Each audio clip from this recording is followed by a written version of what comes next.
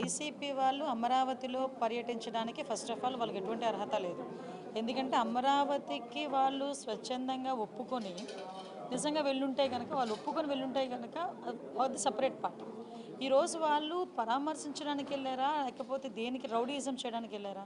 వాళ్ళ వెనకాతలు వచ్చిన వాళ్ళందరూ కూడా రౌడీయిజంతో వెళ్ళి ఆఖరికి పోలీసులు కూడా ఇన్ఫామ్ చేశారు, అక్కడ ప్రాబ్లం అవుతుంది, అక్కడ మీరు ఏదైతే పెనుమాక విలేజ్కి వెళ్తున్నారో అక్కడ 90% ఆఫ్ అక్కడ రైతులందరూ కూడా స్వచ్ఛందంగా ముందుకు వచ్చి భూములు ఇచ్చారు. భూములు ఇచ్చిన తర్వాత 1 or 2% ఎవరు అయితే ఉన్నారో వాళ్ళని దగ్గరికి వెళ్ళి మాట్లాడదామని చెప్పేసి వీళ్ళు ప్రయత్నం చేశారు. దానికి గురించి చెప్పేటప్పుడు కూడా అక్కడ అమరావతి రైతులు కొంతమంది ఉన్నారు, ఈ టైంలో మీరు వెళ్ళడం మంచిది కాదు అని కూడా క్లియర్గా చెప్పిన తర్వాత కూడా కావాలని వాళ్ళ మీద రౌడీయిజం చేయడానికి వాళ్ళు రౌడీలను వెంటబెట్టుకుని వెళ్ళారు. అంటే రౌడీలను వెంటబెట్టుకుని అమరావతి రైతుల మీద రౌడీయిజం చేయడానికి వెళ్ళారా? ఈరోజు వెళ్ళి తిరిగి వాళ్ళేదో రైతులేదో తప్పు చేశారన్నట్టుగా మాట్లాడడం అనేది మంచి పద్ధతి కాదు.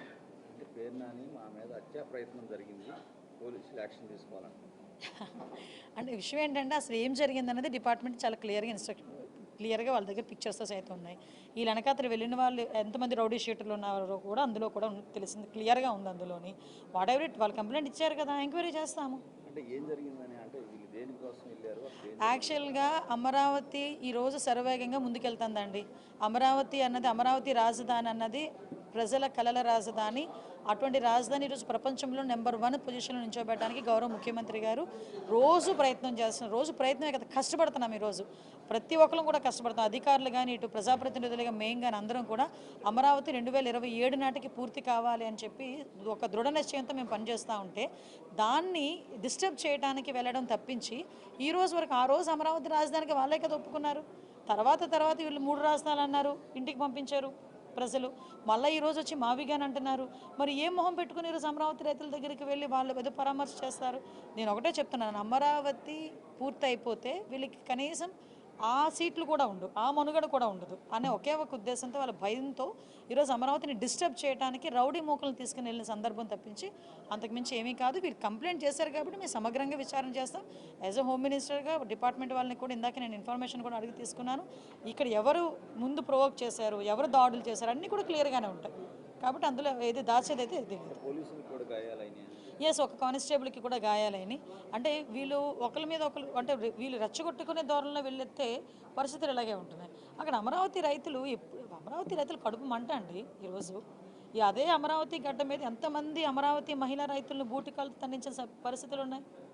అదే అమరావతి గడ్డ మీద రైతులు రోడ్డు మీదకి వచ్చి వాళ్ళు ధర్నాలు చేసుకుంటే ఎన్నిసార్లు లాఠీ చార్జీలు చేయలేదు?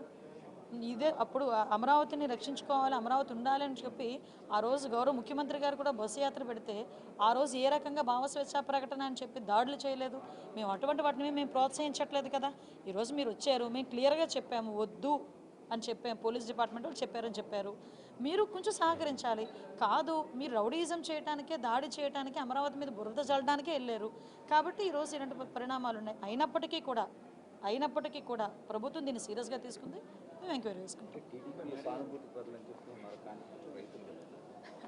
ఈరోజు 164 సీట్లు తీసుకున్నామండి మేము, ఎన్డీఏ కూటమి సభ్యులు. 164 నియోజకవర్గాల్లోని కూటమి ఎమ్మెల్యేలే గెలుచున్నారు. మ్యాక్సిమం అన్ని చోట్ల టీడీపీ కార్యకర్తలు, జనసేన కార్యకర్తలు ఉంటారు, పబ్లిక్ ఉంటారు, అందరూ ఓట్లేసి గెలిపించిన వాళ్ళే కదా. ఈరోజు పబ్లిక్ని కూడా కావాలని చెప్పి టీడీపీ కార్యకర్తలను పేరు చెప్తే అలా అమరావతి రైతులు వాళ్ళందరూ అమరావతి రైతులు వాళ్ళ తాలూకా ప్రాబ్లమ్ను వాళ్ళు ఈరోజు ఎప్పటి నుంచో ప్రాబ్లం ఫేస్ చేస్తున్నారు వాళ్ళు, అమరావతి రైతులు. వీళ్ళ తాలూకా న్యూసెన్స్ వల్ల అమరావతి ఎట్టి పరిస్థితుల్లోని వెనకడుగు వేయకూడదు అనే తాపత్రయంతో ఉన్నారు.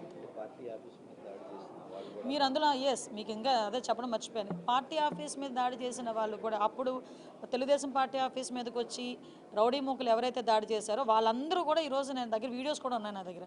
వాళ్ళందరూ ఈ కార్ల చుట్టూ ఉన్న వాళ్ళే, వాళ్ళందరూ ఇప్పుడు వెళ్ళిన ఆ బృందంలో ఉన్న వాళ్ళే. మరి అది వైఎస్ఆర్సీపీ బృందమో వైఎస్ఆర్సీపీ రౌడీ బృందమో నాకైతే అర్థం కావట్లేదు.